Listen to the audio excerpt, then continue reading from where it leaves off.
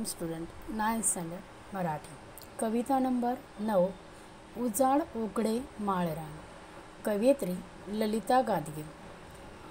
फसवी क्षितिजे, अग्निजळ, संवेदन इत्यादी कविता संग्रह आणि काठाकाठाने दुःख आणि अश्रू, प्राजक्ताची फुले आणि दाह हे कथासंग्रह, खिडकीतली आभाळ आभाळ हे ललित गद्य प्रसिद्ध.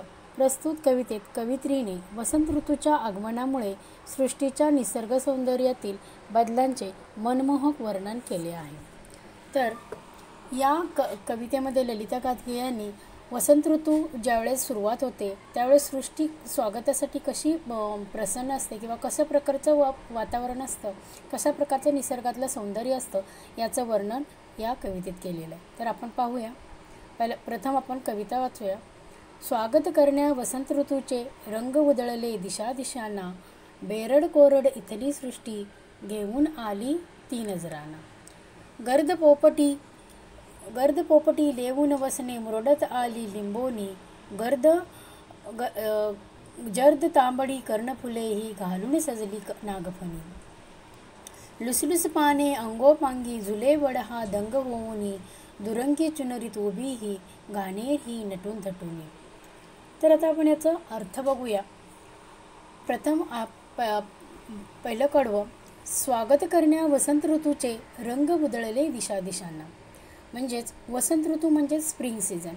तर स्प्रिंग सीझन आणि वसंत ऋतूचं स्वागत करण्यासाठी ही सृष्टीनं काय केलेलं आहे, म्हणजे सूर्याची जी किरणं असतात त्याच्यामुळं वेगवेगळे, जसं की सकाळचा आपण बघतो पिवळा, लाल, गुलाबी रंग असतो आणि या सृष्टीवरती अनेक ठिकाणी फुलं आलेले आहेत, पानांचा हिरवा रंग झालेला आहे, गवत आलेलं आहे, त्यामुळे हिरवगार सृष्टी दिसत आहे. वेगवेगळ्या फुलांमुळे वेगवेगळे कलर जिकडे पाहाल तिकडे हिरवगार किंवा वेगवेगळ्या फुलांच्या रंगांनी सगळीकडे फुललेले असल्यामुळे वेगवेगळ्या प्रकारचे रंग जणू काय इथं सृष्टीने उधळले आहेत असं दिसतंय. दिशा दिशांना म्हणजे जिकडे बघील तिकडे आपल्याला काय दिसत आहेत, जणू काही या सृष्टीनं रंग उधळलेत. आणि कशासाठी, तर या वसंत ऋतूचं स्वागत करण्यासाठी, वसंत ऋतूचं याने स्प्रिंग सीझनचं वेलकम करण्यासाठी जणू काय या पृथ्वीवरती या सृष्टीनं म्हणजेच या निसर्गानं किंवा जी झाडं पानं फुलं आहेत यांनी आपले रंग उधळलेले आहेत किंवा आपल्या रंगानं मनमोहक फुलांनी स्वागत करण्याचं ठरवले असं इथं लेखिका ललिता गादगे म्हणतात.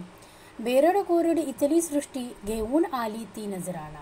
बेरड कोरड याने जी सुकलेली झाडं आहेत, म्हणजे जिथं झाडं नव्हती किंवा पानं फुलंही नव्हती तिथं आता काय झालेलं आहे, तर इथली सृष्टी घेऊन आली ती नजराना. म्हणजे जी सुखी जी झाडं होती तिथं आता पानं फुलं आलेले आहेत आणि ती जणू काय या वसंत ऋतूचं स्वागत करण्यासाठी घेऊन आली ती नजराण्याने भेट घेऊन आलेलं आहे. म्हणजेच वसंत ऋतूचं स्वागत करण्यासाठीच पृथ्वी जणू काय हा नजराणा म्हणजे ही सौंदर्य किंवा ही पानं फुलं जी दिसत आहेत ती जणू काय या वसंत ऋतूचं स्वागत करण्यासाठीच आलेले आहेत असं इथं लेखिका म्हणतात.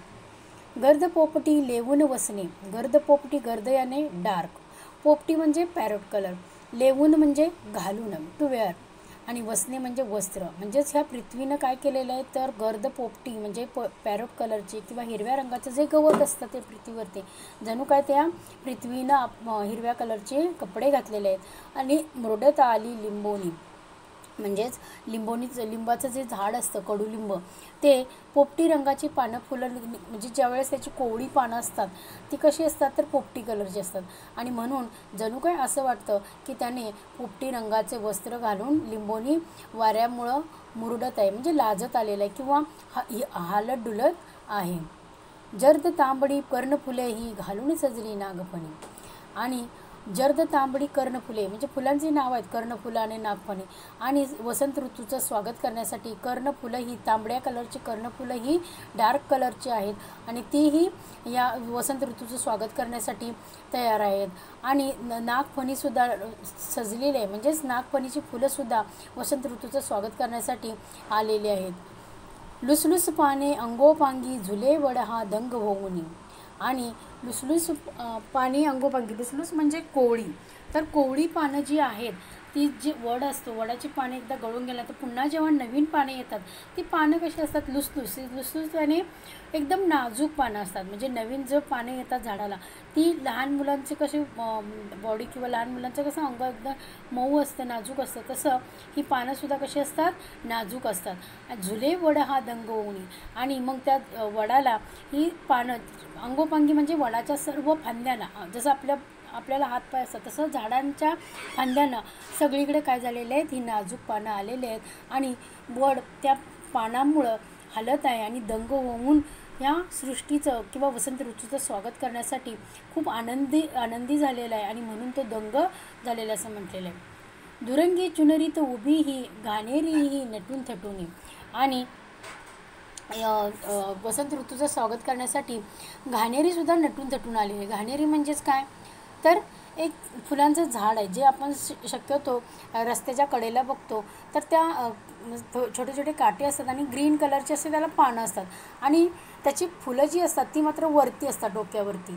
आणि म्हणून जणू काय एखादी नववधू जशी चुनरी घेतल्यानंतर सुंदर दिसते, तसं चुनरी म्हणजे डोक्यावरनं घेणे, तसं त्या घाणेरीची फुलं ही त्या पानांच्या वरती असतात आणि शक्यतो ती 2 कलरमध्ये असतात. एक तर ऑरेंज आणि येलो असेल किंवा येलो आणि रेडिश कलर असेल. तर या 2 कलर असल्यामुळं त्याला दुरंगी असं म्हटलेलं आहे, म्हणजे 2 रंग. जणू काय त्या घाणेरीने त्या 2 रंगांची चुनरीच ओढून घेतलेली आहे असं इथं वाटतं आणि म्हणून ती नटून थटून कोणाचं स्वागत करण्यासाठी उभी आहे, तर या वसंत ऋतूचं स्वागत करण्यासाठी उभे आहे असं इथं लेखिका ललिता गादगे असं म्हणतात. थँक्यू.